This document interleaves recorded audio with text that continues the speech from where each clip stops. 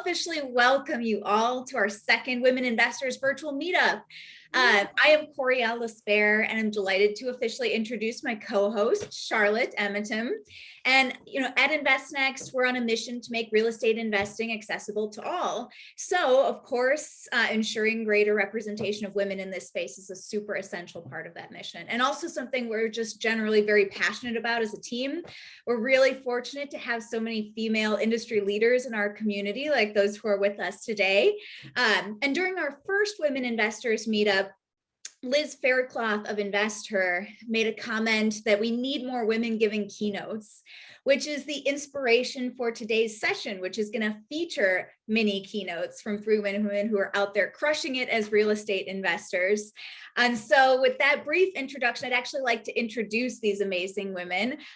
Starting off with Nicole, I will let them tell you a little bit of background about themselves and how they got started in the space. So Nicole, please kick us off.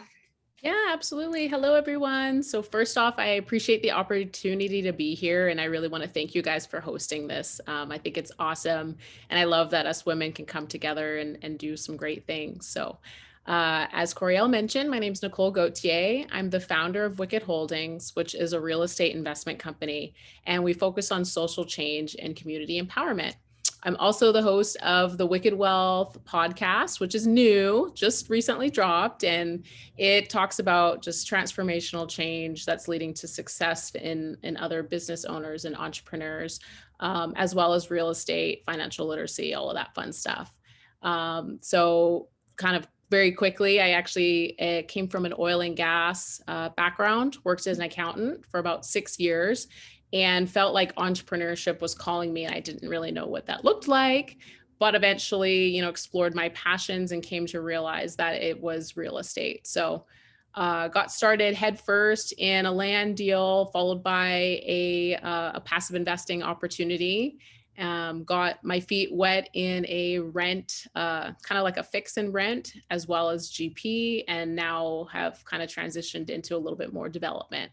So I primarily focus on multifamily investments, but I do dabble with real estate on the side. And my goal is to just provide the opportunity for other people to get educated and passively invested so that they can change their financial trajectories as well. Awesome. Well, thank you, Nicole. That was absolutely fabulous. I'm very excited to hear your keynote here. Let's first have our other 2 panelists introduce themselves. How about Maricela? Would you like to go next and give us a little bit of background and some info on how you got started? Sure. Thank you so much. Such an honor to be in this room with all women and men that support women. And thank you very much for being here. We appreciate your time, and we want to definitely add value. So my background actually, it's in the medical field. That's my primary job. I'm an anesthesia provider. And as you probably know, anesthesia, you have to be there to pass the gas and give the medicines, otherwise you'll make no income.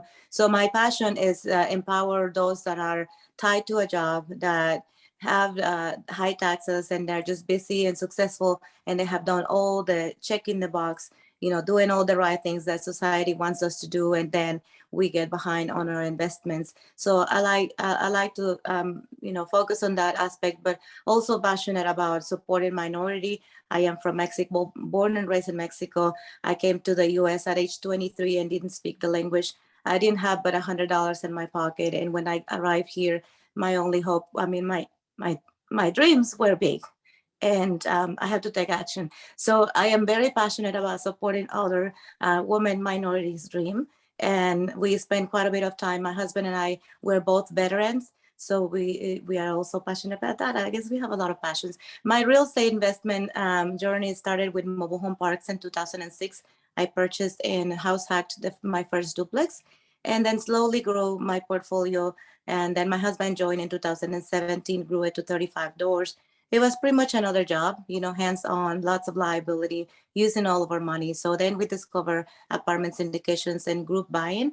And since then, we transitioned from 2020.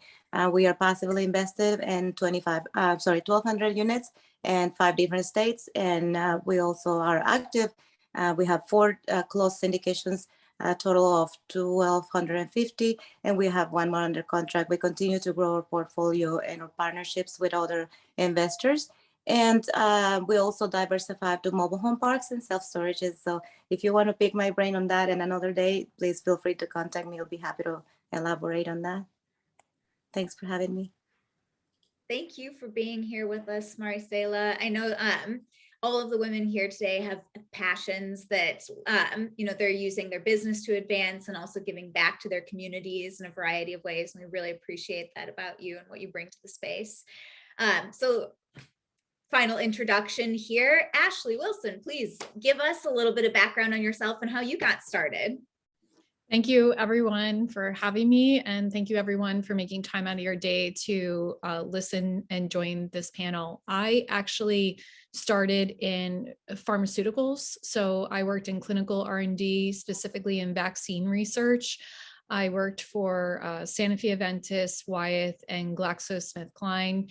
And what we did is we would run trials prior to FDA, EMA, and other regulatory body approvals, and we would run them all over the world. So I'm very well versed in pandemics, and that became very helpful, obviously over the past couple of years and what I actually did with our apartment business.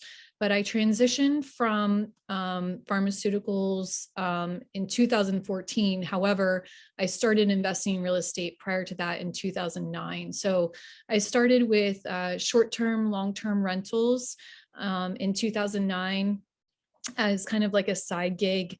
And I left pharma in 2014. I started about three or four other companies unrelated to real estate while having the real estate on the side, doing it quite successfully, to be honest. And it just kind of was like an aha moment. Why am I not transitioning full-time to real estate? I already have a well-established business. So I transitioned full-time in real estate. I still had my short-term and long-term rentals, but then I started a high-end flipping business with my father in 2014 while living in Europe and Russia. So I lived in Europe and Russia for 4 years following my husband's career. As I mentioned, my dad, I partner with him. He's a general contractor. He's had his own business for over 40 years. He worked both in residential and commercial properties, investment properties. So I was privy to that at a very young age. I am very well versed in construction, so it makes it very easy for me to come into these larger projects and understand the inner workings. Everything to me is just a number. And if the deal works, it works. If it doesn't, it doesn't.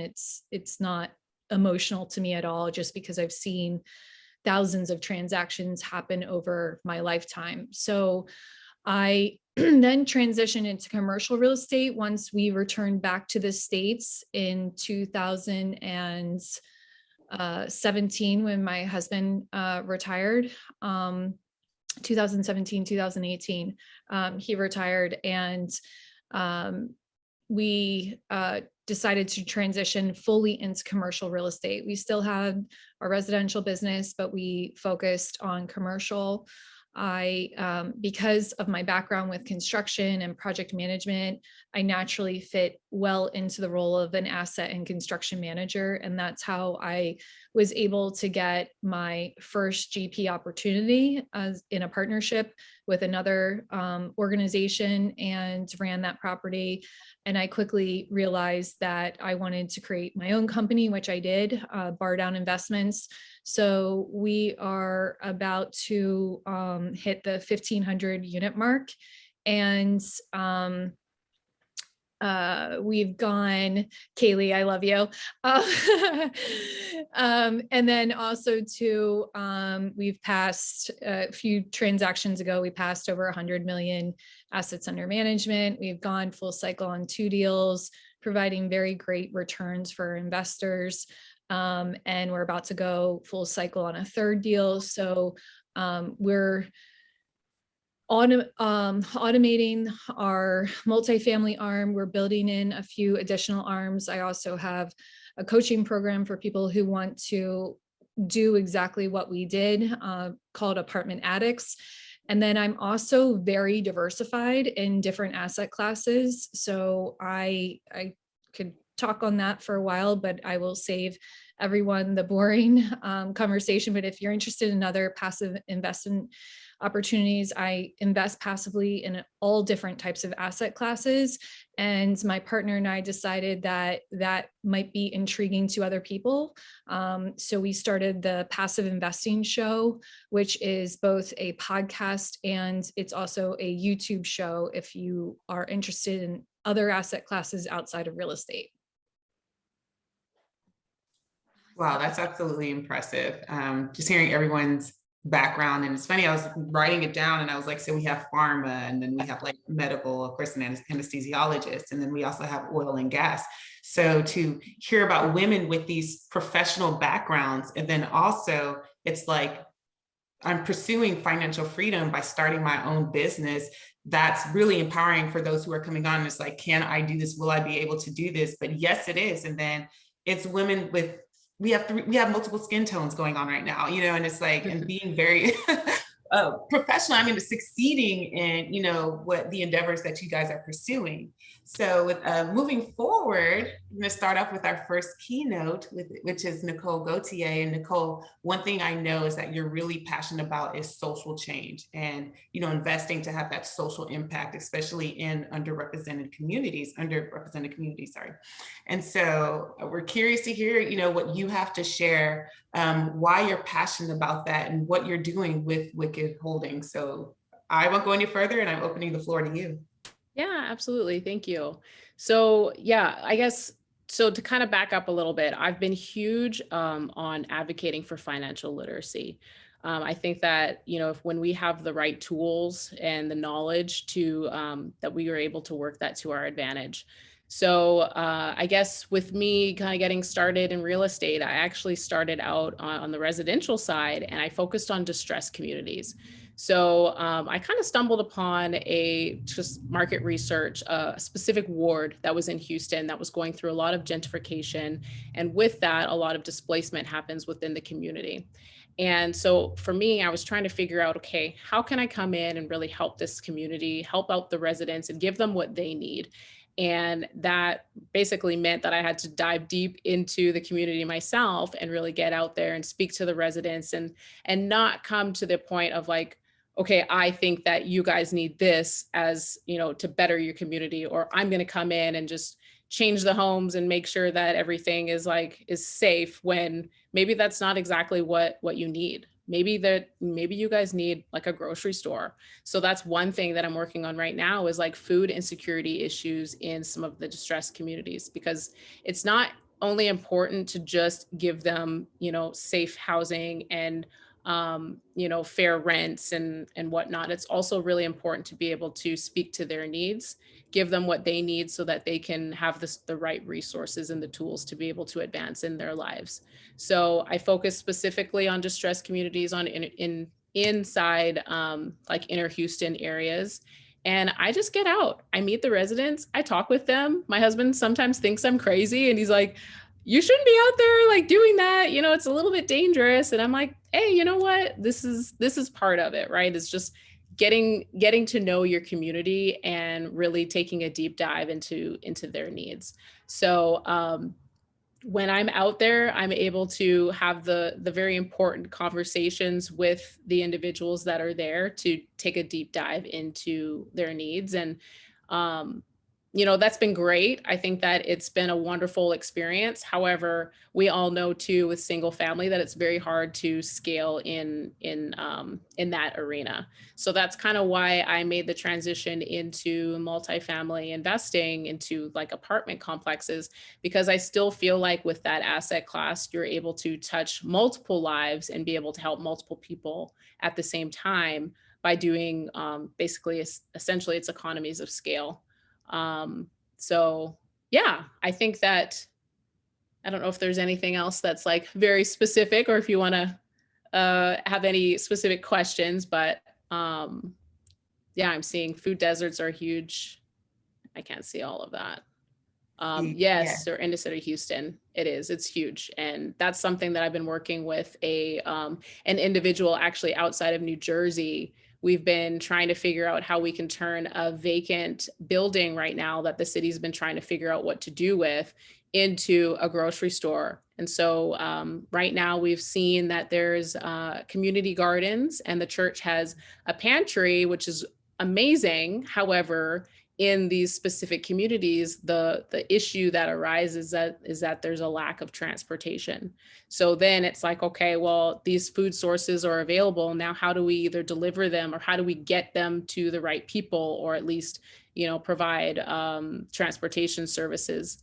So that's something that I'm currently working on with one of the presidents of Third Ward, which is a community I'm also invested in. I own some land there, and working with this gentleman that is part of Motive Care, and just trying to solve this problem. And I don't know, I feel like there's so much to be done that sometimes you just kind of have to take that first step and figure out the path as you go along. So yeah, it's been great. I mean, Nicole, I'm sorry. Go ahead, Ashley. Sorry, I was just going to say, Nicole, offline, I have some connections for you because I'm heavily invested in Houston. So I have a lot of connections that might be able to help you execute that. That would be amazing, because that's been, I did actually a post on LinkedIn about it and got a lot of outreach from it. But that's the biggest thing, is like, not only do you need the people that are, willing to make that change, but you also need people that are in the local government offices as well.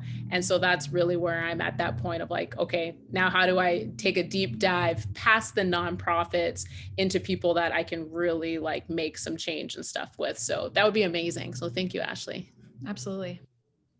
Yeah, I was just going to say what came to my mind, of course, being a graduate from Texas Southern University and knowing that it's located in Third Ward, and then also seeing the needs that are there, especially for, the minorities in that community.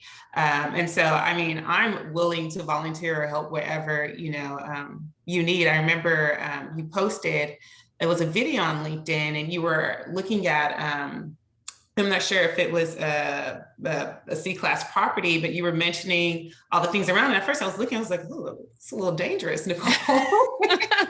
I almost won a couple of dates out there. I was just like, oh, she's by herself. But no, so that's interesting to say. And, and also, again, while I was at TSU, one of the apartments that I stayed at, they had, of course, it went under new management, but you could tell that the main goal was to actually push out the residents, hiking up the prices and everything. And so, it also made me think, well, what about those that are there? What about the people that are on fixed income? How will they survive? How will they get through if they're struggling as it is? So it's really good to, see that the focus there is, okay, how can we also, it's not all about the financial gain, but also, making it, again, another impact in the lives of others so that they can succeed as well.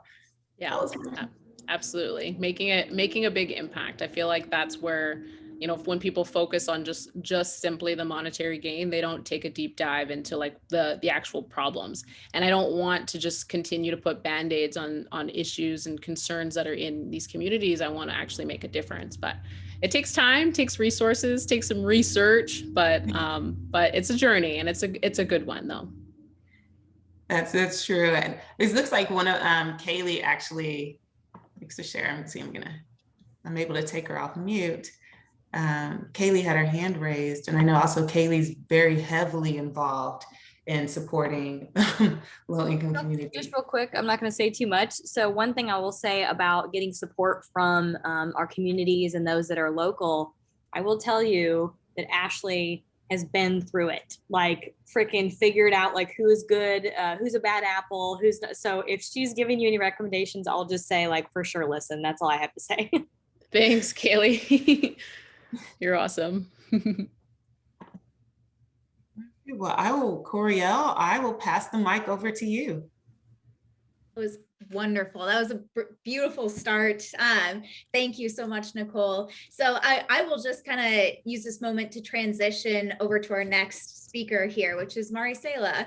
Maricela actually partnered with InvestNext last month in Austin to co-host this wonderful meetup for local investors. And while we were doing that, she shared her story with Charlotte and I, and we were just like, blown away. We were so inspired, not surprising considering she's a motivational speaker, but she also has this amazing story of overcoming obstacles and, coming here as an immigrant, starting from the bottom, working, serving, hustling to go from scarcity to abundance, which is the title of one of her books, by the way. And she's particularly passionate about the role of women in our industry. And so we had to have her be part of our conversation today. And actually, that's what she's here to talk to us about. So with that, I'll actually pass this off to her and let her speak about the role of women. Thank you. Man, how do you follow up that with Nicole and then team up with Ashley? Like this is happening. If you know, bringing these communities together, that's where the power is. You just find this connected passions that unite all of us. So thank you very much for sharing that. Thank you very much, Coriel, for highlighting that on the conversation we had. It really was just like, hey, how's your afternoon going? But, you know, when we have those mindsets that align, it just like, you know, that information and that connection just happened. And it's very organic. So thank you. I appreciate that. So yes, again, one of my passions is to empower women in any industry. But as I live through this specific going into the apartment syndications and the real estate investing, I learned that there's a lot of women that want to get started and they just don't have the voice, the support, the knowledge. And you know, I spend quite a bit of time doing a one-on-one and having these audiences where all this message is going to be listened by you know, many that just empowers our voices.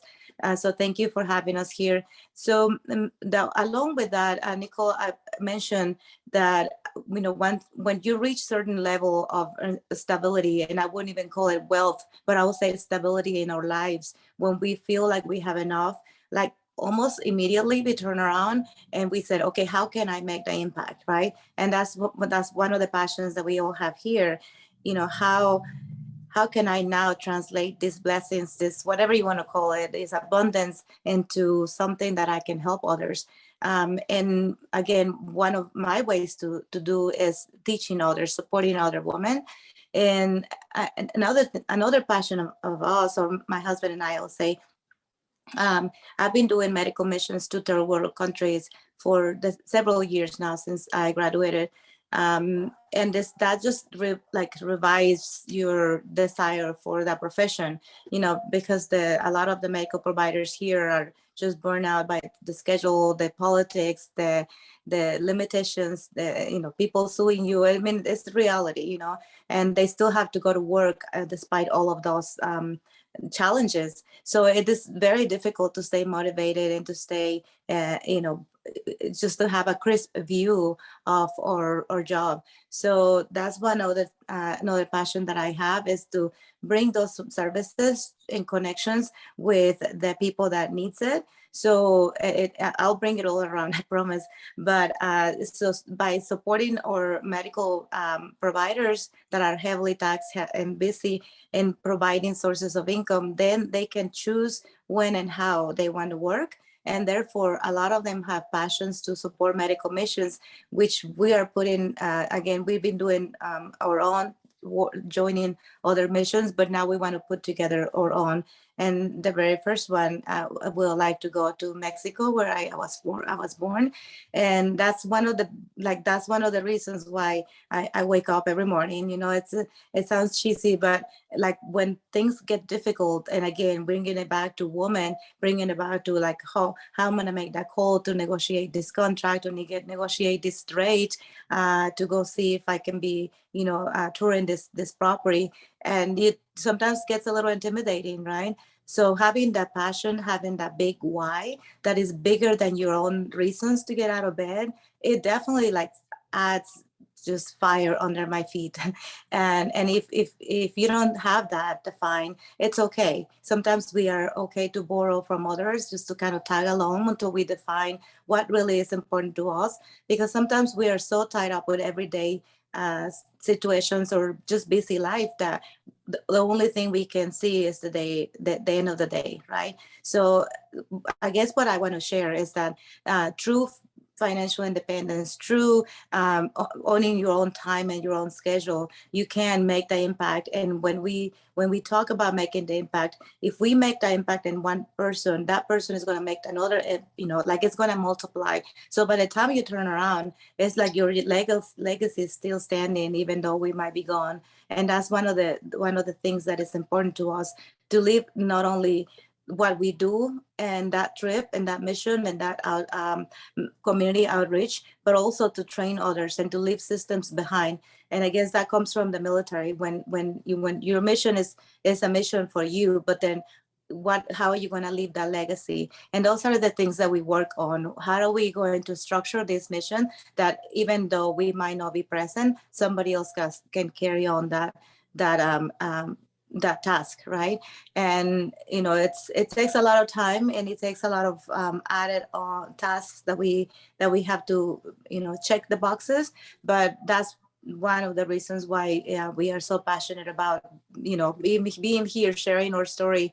And you mentioned the book. Actually, the book, although I didn't write it for bringing capital, raising capital, a lot of the readers actually have it's almost like their barriers come down, and they said, I resonate with your story. I want to be associated with you. Can I invest with you? Which has been like mind blowing. Like, I didn't really share that story. It's a very personal story. It's kind of very vulnerable, but it also highlights how the transparency and being vulnerable, showing that we didn't get here yesterday, that it took the struggle to get here. People is going to relate to us, and it's sometimes what our stories represent, hope for others. Mm-hmm. And that's what it's our duty to share that and to carry on that and to give others that hope, because many of you, like myself, didn't have a role model. So that is our job. That is our duty now that we are here to turn around and say, who and how can we impact? How can we better this world and live it better than what we encounter it? Yeah, I mean, you've mentioned so many different ways that you can share your story, and the power of that, writing a book, being here today, being on podcasts, making yourself visible at conferences. I mean, sometimes just seeing somebody who looks like you or who resonates with your story is all it takes to eliminate that self-doubt barrier. Simply being able to visualize yourself doing, somebody who resonates with you, Maricela, or with you, Nicole, or you, Ashley, suddenly feels like it's possible for them to do this. And I'm curious, Maricela, or any of you, we're all here because we want to increase the representation of women in this industry. Are there things that we could be doing more of, or that we could be doing together to eliminate more of these barriers, to make that path clearer, more accessible to others? I know we've all thought about this. I'd love to hear what's top of your mind when it comes to like, let's get more women doing this. Let's make this more possible for everyone. Yeah, I mean, so the biggest thing that I think, think about when I'm doing my social media, for example, I'm very present out on different social media channels. But the reason why I'm doing that is to educate other women, educate other people about real estate syndications, about multifamily, just about the fact that you can't just save your way to wealth, that you absolutely have to do what the wealthy does, and the wealthy people invest. And so it's about sharing that knowledge and sharing the tools. And it took a long time for me to figure this out. Like, of course, like probably many of you, I started off reading like Rich Dad, Poor Dad and got through that book super quick, completely changed my mindset and my thought about assets, which I originally had thought that, your primary residence is your greatest asset, when really it's not necessarily the case. So, my biggest thing is when I'm out there and I'm investing in my own education and I'm investing in myself, that I feel like I have then the duty to be able to share that knowledge and that wisdom with other people. And I feel like when you're transparent in your approach and you also explain like, hey, look, I've been there. I've worked a W-2 job. I've struggled. I've thought that, the 401k and my IRAs were going to be my key to retirement. And the reality is it's not that way. Like, I don't know about you guys, but I really don't want to work until I'm like 60 or 65 and decide then to live my best life. Like, no, I'm not for that. So again, it's, you know, it's finding those tools and being able to then share that knowledge with other women to, and men, but women also as well, because there's a lot of women that are out there that are the primary decision makers in their family, and they're the ones that have the last say. You hear husbands all the time, well, let me check with my wife, my husband included, but you know, it's just one of those things. And so why not? We're doing a disservice if we don't share this knowledge about investing and multifamily and all the different asset classes that are available to them. I love, and I'd love to hear from Ashley and Maricela too, but you bring up a good point. I want to invite everybody who's here today, also in the audience to, like, if you have questions, these women have knowledge. They're wanting to educate us. So please, anything that you're curious about, if you're getting started or you're growing in this industry, or anything that they've spoken to is something that you're interested in, put those questions in the chat. That's what we're here for today. All right. So yeah, I mean, I love this. We're educating each other. What is there anything else that you think we can all be doing to make more space?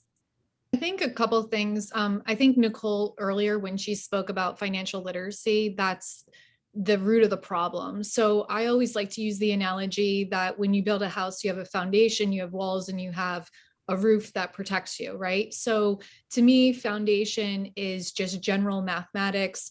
The walls of a house are accounting and finance and econ principles. And then the roof is really investing, high level comprehension of keeping your money working for you, and idle money is basically losing money. So when you look at historically what women, and honestly minorities in general, whether you're speaking about women, whether you're speaking about different ethnicities, different sexual orientation, it really doesn't matter. What has perpetuated across all minorities is this lack of opportunity and encouragement to these fields over history. We're in a situation now where people, women included, are more encouraged to go into STEM fields because we have a lack of resources in those fields, and we're trying to get more and more people in those fields. And naturally that breeds more financial literacy. So I think, you know, I don't have a crystal ball, but if I was predicting the future, I would say we're definitely going to have more equal balance over the next 3 to 5 years, and 5 years afterwards. I think we're actually going to see a majority of minorities, women included, being the sole decision makers when it comes to investing and have more power over their financial situation. So that's, to me, is the root of the issue. In terms of how do we actually propel that forward, there are a lot of things we can do. One example is obviously what Nicole is doing, and what I'm sure, you know, obviously Maricela did this, whether intentional or not, but through the means of her book and other platforms, that I'm doing that as well. But another thing that you can do and take action on, and something I'm doing as well, is bringing more people to the table that don't have that opportunity. And that is across all minorities as well. So people who don't have those opportunities, I have partnered, I've brought people who I know, you know, just needed an opportunity to come into the fold and have an opportunity, and their career has literally skyrocketed since then. And they've GP'd on multiple deals. It wasn't to bring them in and hold them in and say, you could only GP on a deal with me moving forward. It was to give them a jumping off board, so to speak, in which they could literally propel their career. And that was the same reason, the exact same reason, that instead of writing the book, The Only Woman in the Room, myself, that I brought 19 other women in, because I kept going to conferences and seeing women on side stages or on panels instead of being a keynote speaker. And that really, frankly, pissed me off. So I wanted to provide an opportunity that women could say, I have a best-selling book, I should be on the main stage. Because I don't know why this is, but we live in this, or this asset class is really heavy focused on credentials that you can cite in 3 minutes, how many units you have, how many assets under management you have by dollar figure, whether or not your book is a bestseller. All of these figures really don't speak to someone's competency, but that has been what we've decided is the decision maker. So if we're still playing that game, then I want to bring more people along with me that I can say, well, now they have 200 units under their belt. Now they're a best-selling author. Now, and I think the more people we bring together and we don't just get very, there's only space at this table for one woman to be here or one minority to be here. We've met the quota, so to speak. We bring other people to the table and we say, no, there's room for everyone to be here. There is no quota, that's self-imposed, and we're going to collectively make the decision to change. I love that. I think, to kind of transition into what you were going to speak with us about today, Ashley, I think one of the big problems with those book noted credentials you mentioned is that there's a lot of good reasons to invest with somebody that also are difficult to quantify. One of them being, if I had 2 equal opportunities and one of those companies or those investors was more socially responsible than the other, or was doing more to make a positive impact in their community, that's the one that I want to work with.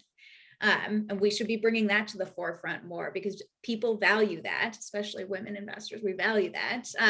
And I know that's what you wanted to speak with us, about today is social responsibility, and really a lot of the people in this room embody that, but you are certainly a leader in this space. I'd love to hear more about your take on being socially responsible as an investor.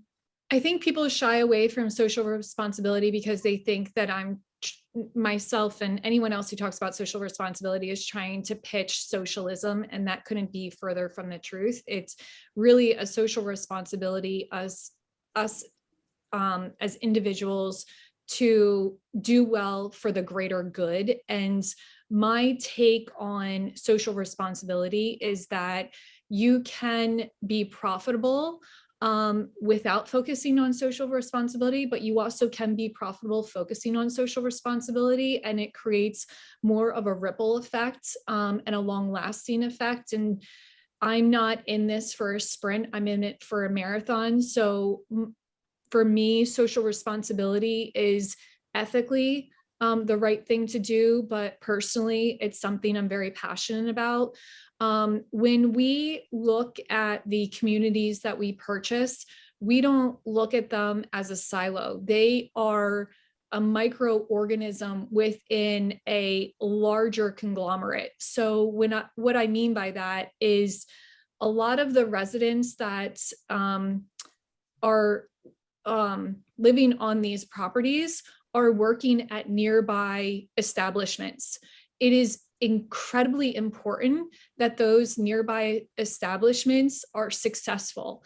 If those nearby establishments are successful, our community is successful. Instead of thinking of how do we, push rents and get everyone off the property and bring in new people, why can't we, breathe success from the inside out? Why can't we create situations where and these are programs that we have across our properties, so I'm not just saying them in jest here, but we have after school programs, we have after school lunch programs, and it broke my heart finding out that the after school lunch program that we're partnered on with the next door church doesn't provide the lunches on the weekends. So now we are funding lunches on the weekends because I couldn't stomach the fact that children were going from Friday to Monday potentially without a meal. That was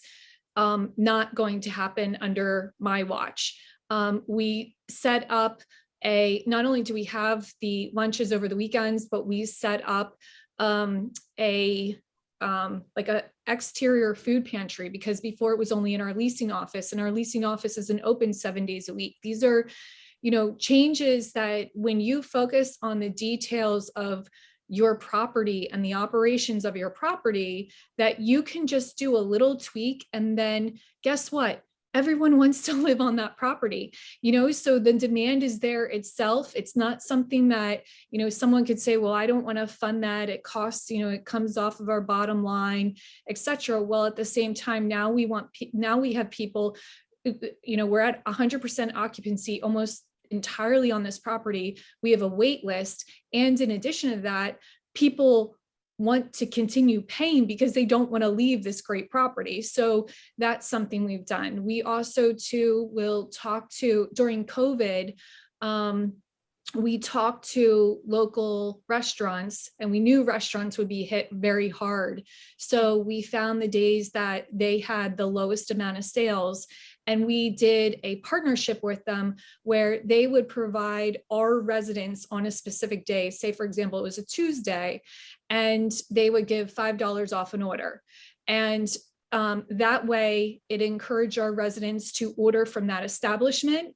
That establishment knew that they would have a high volume of orders that day, but they were all going to the same location. So their overhead for a delivery driver wasn't a huge expense that they couldn't stomach, but it kept them in business. That's another example. I'm also a huge animal advocate. So none of our properties are allowed to use any animal products. That's inclusive of furniture in the leasing office. I also too ensure that, no pun intended, but our insurance programs have no pet restrictions. And the reason I do that is because tenants will pay more for rent to be on a property that they can have their pet on that property. They also too will pay for pet rent, and there are fewer and fewer properties that are allowing pets. They do not want to be evicted. Once again, it's about creating a really strong community. And what we do in place of, that liability factor, because I'm sure people are asking that question in their mind, what about your liability exposure? We have a pet interview before a pet can come on the property. So if someone wants to move in, the pet has to come into the office, and we have to make sure that it's not aggressive, but we don't have any breed restrictions or weight restrictions across our entire property. Another thing we do, so in terms of customers and, speaking of social responsibility, I've now talked about our larger community. I've talked about the tenants, but we can't also forget about our staff that runs the property. It's really important to realize that your turnover on a property that doesn't only impact your P&L, but it also impacts your residents significantly. Your residents are very connected to the staff that's on site, and that can sway a person's opinion of the property dramatically. So making sure that our staff is happy. We recently we found out that maintenance teams, when they come on site, we have general tools that are used on a property, but they have to have basic tools when they come on site. When you hire a maintenance person, they need to have, a screwdriver, a hammer, just some basic tools. When someone is getting started and there's such a low supply of maintenance labor, the labor force in maintenance is very low right now. It's very competitive. And when you first get started, you can't afford to spend a full paycheck buying the tools that you need. So it makes it very inefficient to execute on work order requests. It also because you're sharing tools between people, if you don't have the necessary tools. So what we did is we actually paid for a book bag with all the tools that each single maintenance person would need to execute their job. Their job satisfaction, literally the head of maintenance started crying when we told him that we were going to be doing this. And our maintenance, we haven't had, now this is a recent change, but we haven't had any turnover. Normally we'll lose people because of a competitive rate that they're getting, but because they have so much more job satisfaction, $1 or $2 less an hour when they can actually do their job, and they've been given all these tools, that we purchased for them, to us seemed like the right thing to do. So it's just, if you want to manage at, a helicopter viewpoint, I think you'll miss out on a lot of these opportunities. It's really important that whether you or someone you hire is really involved in the day-to-day, really understands what the property management needs are. We change incentives all the time depending on the property's condition, whether we change to a higher leasing renewal bonus, or we change to a higher lease bonus, or whether it's an NOI bonus. We really want to make sure that our team is aligned from soup to nuts. So that's really important. And then we also to work with charities. We run a different social event every single month at all of our properties. So we work with the school and do a school drive for supplies. We do, obviously, the holidays, we do gift drives, food drives. We provide professional clothing for women looking to do interviews. We do a drive for that as well. We work with the Humane Society. We work with the veterans. Every single month is dedicated to a different charity. And you would be surprised how many of our vendors also participate, because a lot of people are just waiting for someone to organize this, and they want to help, but they just don't have the time or the bandwidth to do, to organize it or distribute whatever ends up being collected. Yeah, I think, well, first of all, that was incredibly inspiring just to hear all of the different ways that you can give back in business. And I love that you mentioned both the things you can do for your community, which is what we typically think of, but also the internal social responsibility that we have as business leaders. I think when we're talking about ways to create space for more women in the industry, we can also look to our own teams. We can look to the spaces that we're leaders in at conferences and things like this, and just ensure that we're doing everything we can to make those safe, inclusive environments for the women around us. So yeah, I think looking at this as both an internal and an external responsibility is a really, really good perspective. And I actually wrote down something you said at the very beginning, Ashley. You said, you can be profitable without focusing on social responsibility. Totally true. But you can also be profitable while focusing on social responsibility. And it's as simple as that. Like, that's where the responsibility piece of this comes in. We can build our own wealth and power while making the world a better place. And so we should. And all those examples you gave just show that it makes good business sense in every case too, that this is not just charity. Even though it's making a positive impact, it's also benefiting the business too, in the bottom line. So, I mean, I just found that incredibly inspiring. So thank you. And I know that, that we're kind of running up against our time to go into breakout sessions. So I will stop talking so much here. I want to give our other panelists an opportunity to chime in with any last remarks that you may have, anything that you felt inspired to share here before we break out and start chatting in smaller groups. I just wanted to say something right quick.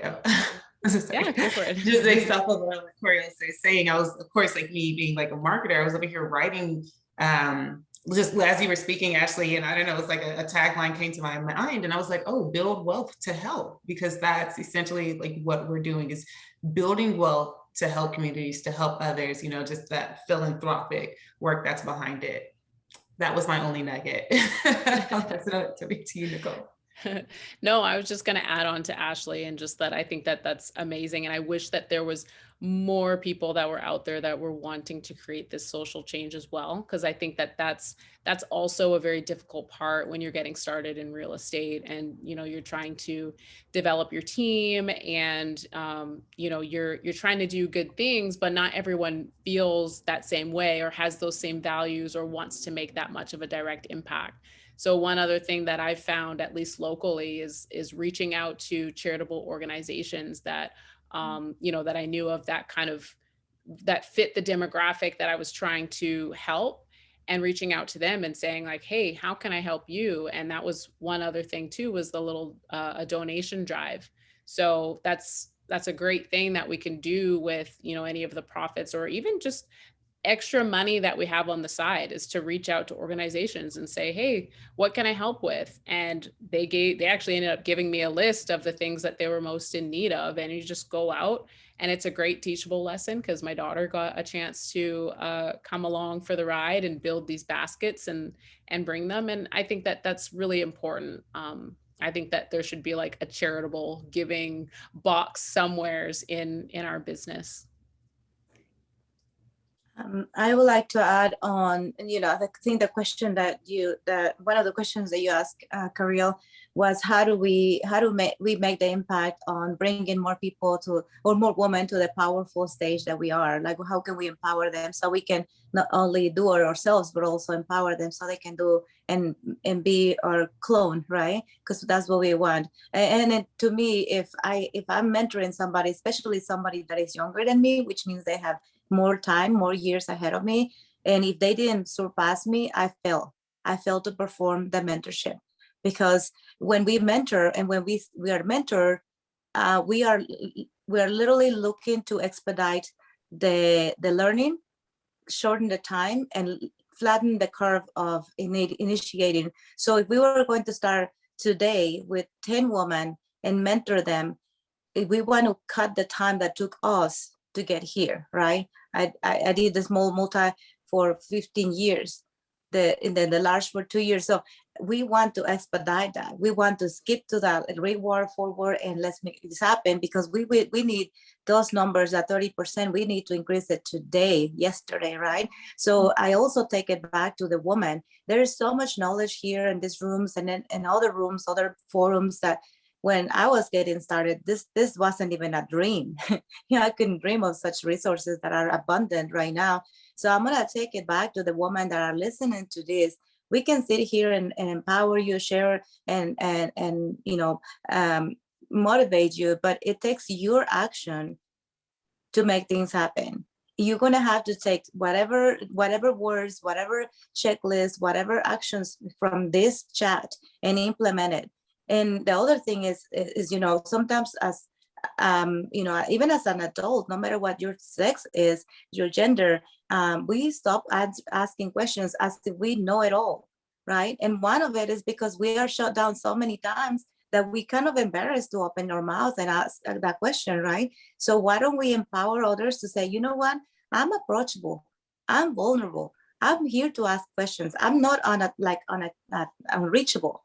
And that's what we are doing here. We are putting ourselves out there so that people can reach out to us, but it's up to them. So I'm gonna put it back to the complete ownership, back to the women that are listening here. You have to take action. You can't just bottle this and leave. This is not gonna make you wealthy. This is not gonna make the impact. This is not going to change nobody's lives, not even yours, if you don't take the action. So I will challenge all of the ones that are listening here and the ones that are going to be listening later to reach out to one of us. Reach out, like just literally just call out, or I share my information there just so that you can be in proximity. Sometimes we are not ready to deploy money or time. We're not ready to commit. We're still full-time in our jobs. Whatever your situation is, just be in the proximity of people that you want to be like, or that have accomplished what you want to accomplish. That is my challenge for all of the ones that are listening to. And I think we're all here open to mentor, in many ways. The only thing I would add is that a lot of people that I know, when you talk about doing things, whether charitable or social responsibility, everyone is always like, once I get to this point, I'll do it.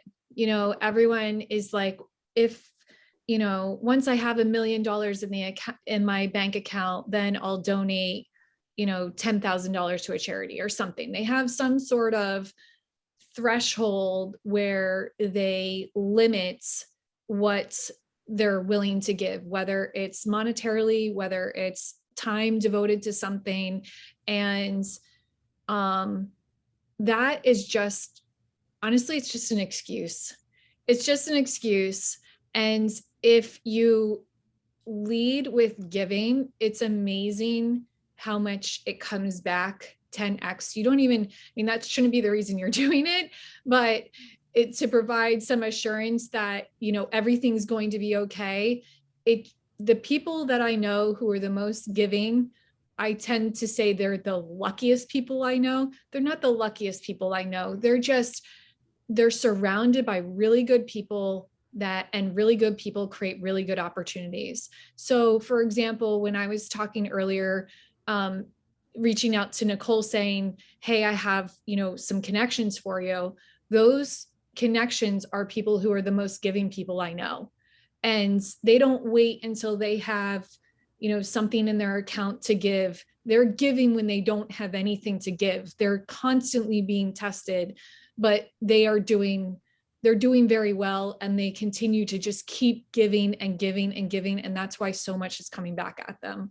So I would just encourage everyone who, you know, wherever you are in the process, whether you're just starting out or whether you've been in the game for 10 years, you have to make it a priority and start implementing it into your business plan, because it does work out. Trust me on this, it works out. And a lot of other good things will come from it that you don't even know are capable of occurring. Mm-hmm. Yeah, absolutely. I think one of the most valuable pieces of advice I got from a mentor once was that you can always volunteer. You have time to give. No matter how much money you have, you can give your time. And, you know, I think a couple of you gave examples of that, even just in your own business. You're not necessarily offering up your money all the time. Sometimes you're just organizing opportunities for other people to help. You're getting out there and connecting with your community, and that is very powerful and something all of us can do. So yeah, there should not be a threshold that holds us back from that, and it always returns in spades. Mm-hmm. All right, with that wonderful advice to kick us off, I think we can break out into a couple of just a little bit smaller groups so we can chat with each other. And I hope my wonderful team members here can facilitate that. I do not have. All right, it's in the works. Yeah, there we go. All right, here we go. See you all in a second. Hello, everyone. I think we are all rejoining the main session here because quite unfortunately for me, the conversation was so fantastic. I'm very sad that we are at our time limit here. It is 5:30 Eastern, so we've been together for a nice hour and a half here. And I thank everybody so much for coming, for bringing all of your wisdom to the table. Thank you, Nicole, Maricela, and Ashley, for sharing not just your stories and your advice, but all of the inspiration that you have to give us. I'm leaving here feeling like, all right, I gotta do this. I gotta do it today, and I gotta bring my friends and all my allies in this room along with me. So I'm feeling pretty jazzed. I hope that you all are as well. That was our goal for today. So all of us at InvestNext are very grateful to have you as part of this community. One last thing I'll say is that the entire Women of InvestNext team will be at the InvestHerCon in Charlotte these next couple of days. So if you are also going to be there, please come find us. We've got a booth. We'll be walking around. We've got free t-shirts and chocolate from women-owned businesses, of course. So come find us and say hello. We'd love to see you. And all right. Well, I hope everybody has a great rest of their day. Thank you one more time from all of us. And cheers to us allies. All right. Cheers, Thank you so everyone. much. Thank you. Have a good one.